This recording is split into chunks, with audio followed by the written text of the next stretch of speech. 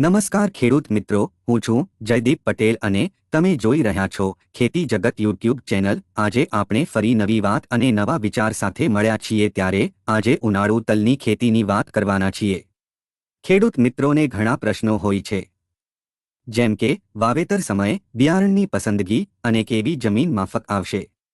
તો આવા તમામ પ્રશ્નોનું સમાધાન આ 5 મિનિટના વિડીયોમાં જોવાના છીએ। તો વિડીયો પૂરો જોવાનો પ્રયાસ કરશો તો વધારે ખ્યાલ આવશે। તો આગળ વધતા જોઈએ કે જમીનની પસંદગી।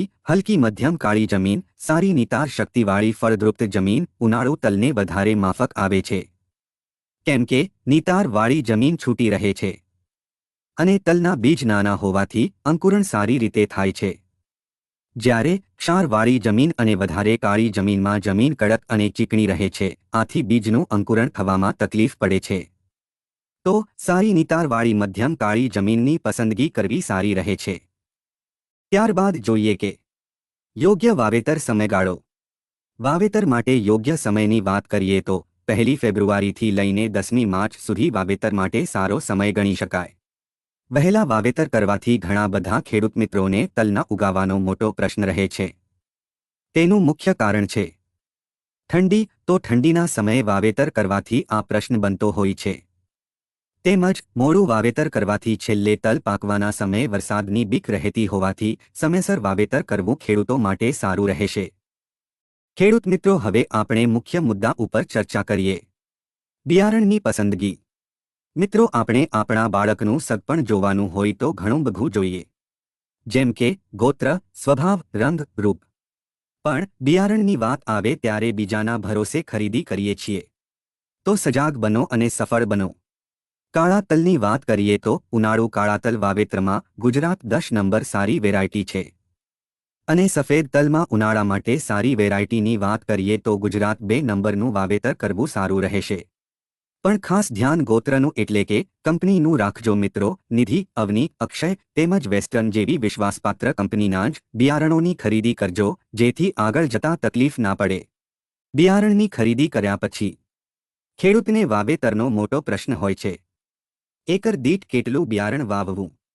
તો મિત્રો, એકર દીઠ માત્ર 2.5 કિલો બિયારણ વાવવું અને વાવતી વખતે ખાસ ધ્યાન રાખવું કે પાયાના ખાતર અને બિયારણ સાથે ના જાય અને ઊંડું વાવેતર ના કરવું, જેથી બીજને ઉગવામાં તકલીફ ના પડે।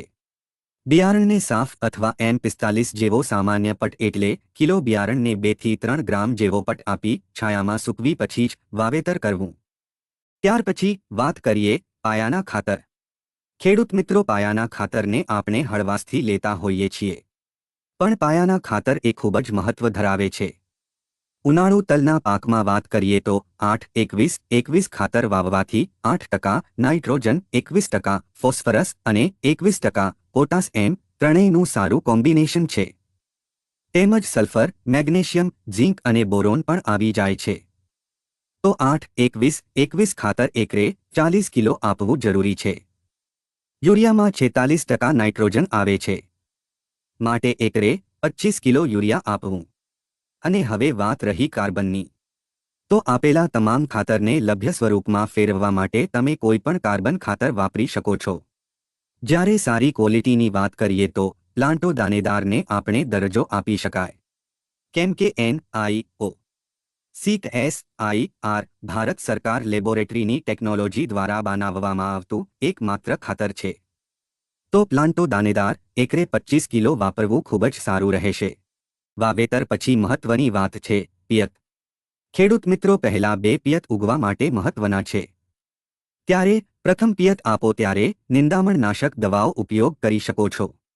ત્રીજું પિયત છોડ જ્યારે 6 પાનનો થાય ત્યારે આપવું।